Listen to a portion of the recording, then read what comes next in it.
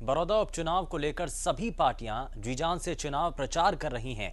ऐसे में सभी उपचुनाव में अपनी जीत का दावा ठोक रही हैं। बात नामांकन की करें तो आज बीजेपी से योगेश्वर दत्त ने पर्चा दाखिल कर दिया। वहीं इनेलो से जोगेंद्र मलिक ने भी नामांकन दाखिल कर दिया। ये दो तस्वीरें आप देख रहे हैं, जहां एक तरफ एक तस्वीर में आप देख रहे हैं कि योगेश्वर ने अपना नामांकन दाखिल किया और वहीं दूसरी तस्वीर में आप देख रहे हैं जहां पर जोगेंद्र मलिक ने पर्चा दाखिल किया है।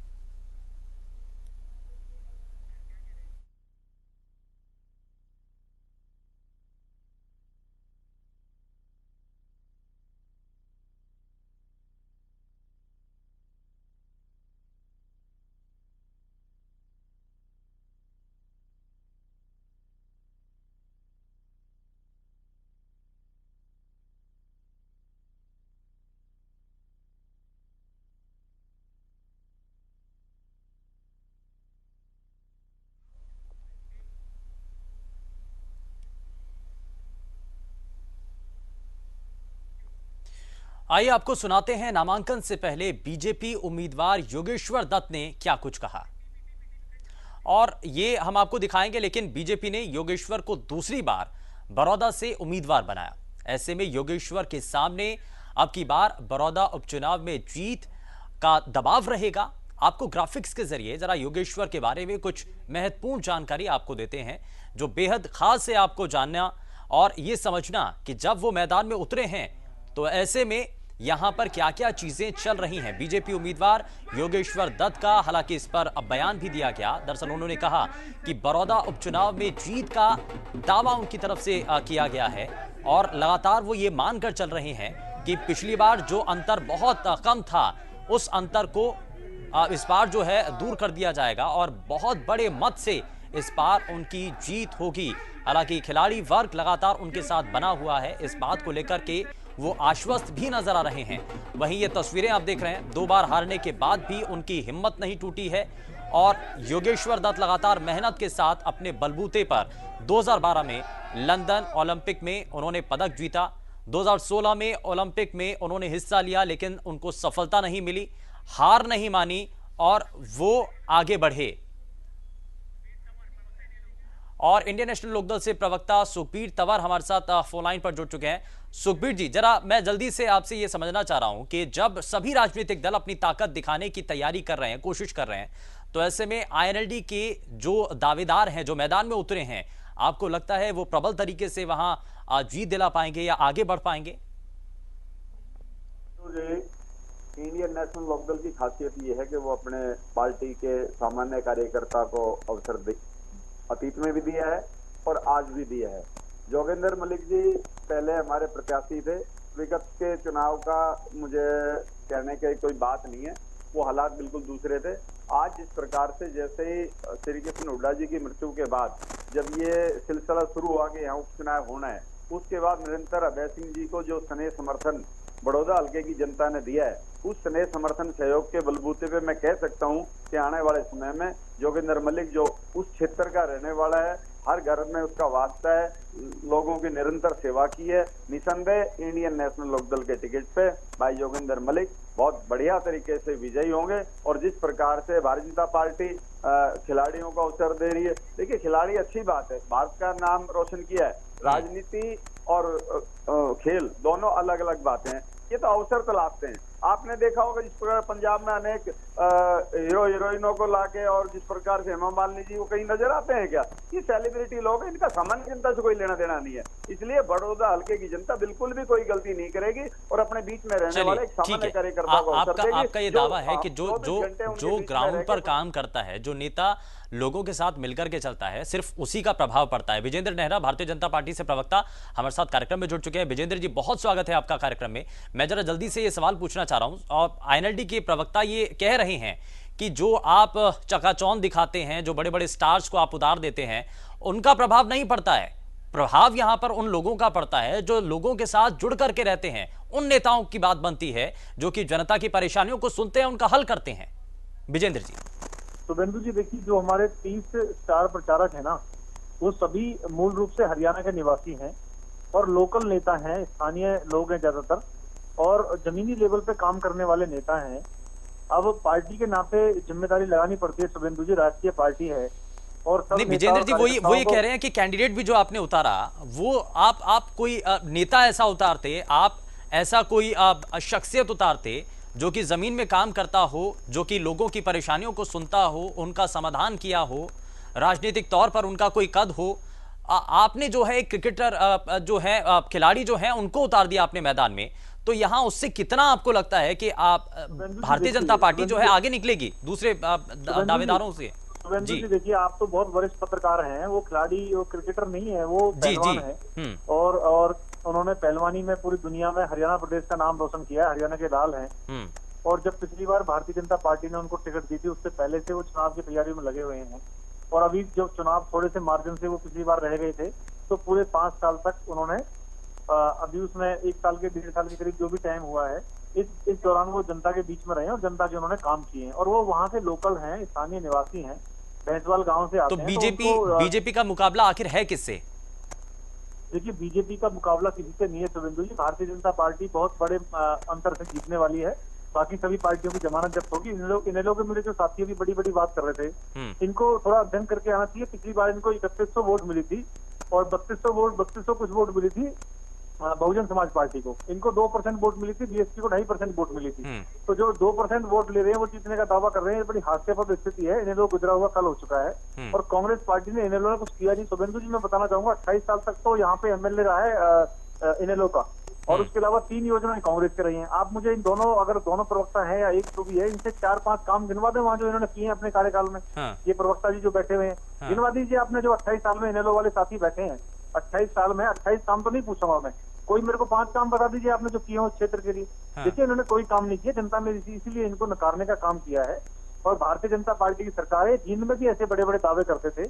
हमने जींद का उपचुनाव भी जीता। और यानी कि आप ये मान करके चल रहे हैं कि आपने जो काम किया, लेकिन बीते समय में कांग्रेस का राज रहा, आप ये कह रहे हैं कि उससे पहले आईएनएलडी का राज रहा, दोनों ही दलों ने कुछ नहीं किया। सुखबीर जी, राजनीतिक मुकाबला नहीं है, एक किसान है और एक किसान के विरोधी है, उनके बीच का मुकाबला है।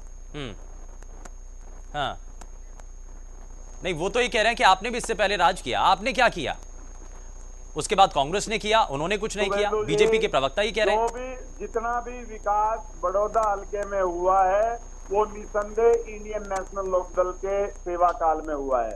चीनी मिल से बड़ा कोई संयंत्र यहाँ नहीं लगा, जिसमें 10 साल कांग्रेस, 6 साल के करीब पहले भारतीय जनता पार्टी और भारतीय जनता पार्टी और जननायक जनता पार्टी।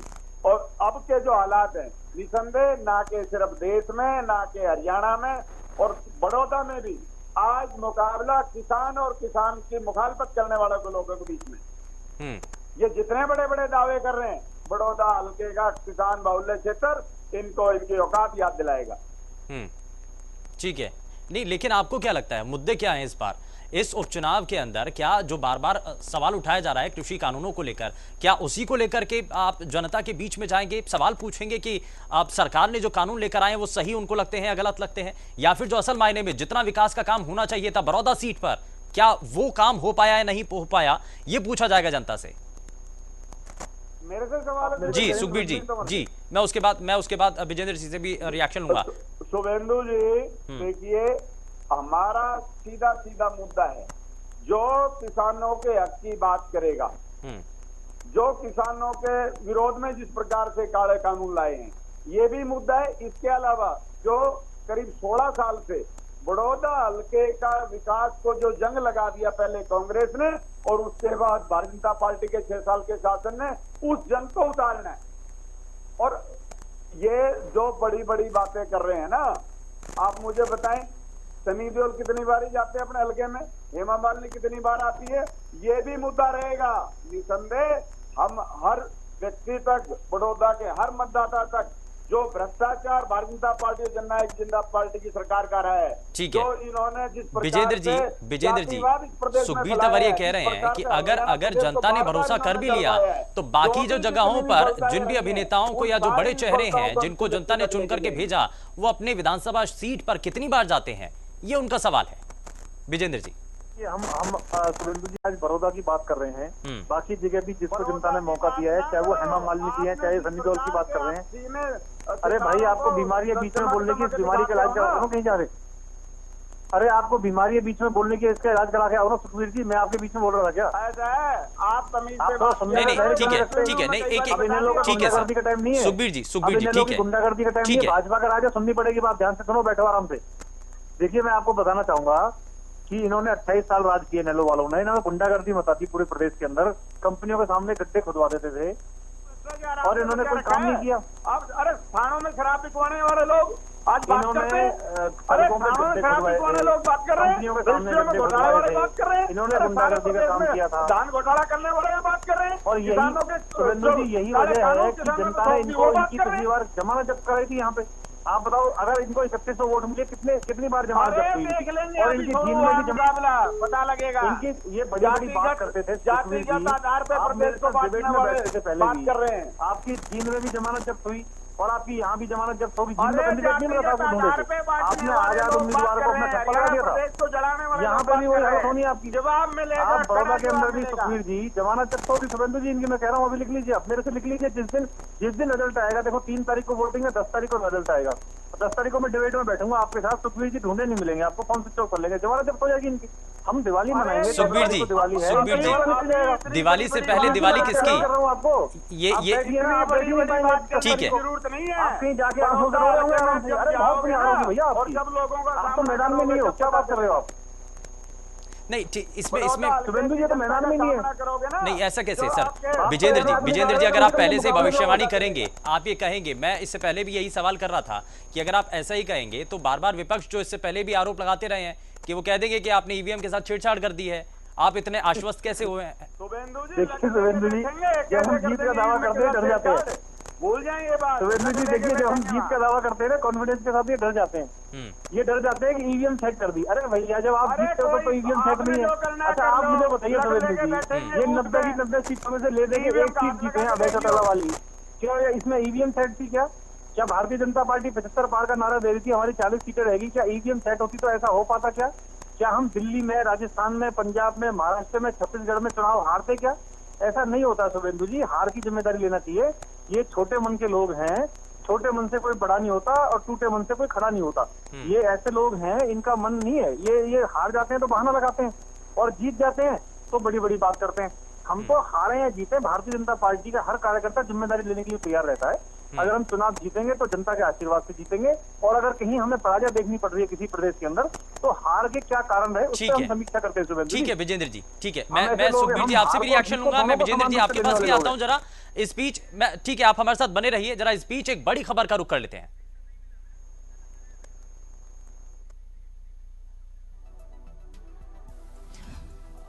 चलिए बड़ी खबर का रुख करेंगे, लेकिन उससे पहले जरा हम अपने सभी दर्शकों को ग्राफिक्स के जरिए बार बार ये दिखा रहे हैं कि आखिर योगेश्वर दत्त कौन है और किस तरीके से वो अब मैदान में उतरे हैं। एक बार फिर से भारतीय जनता पार्टी ने उनके ऊपर भरोसा जताया है।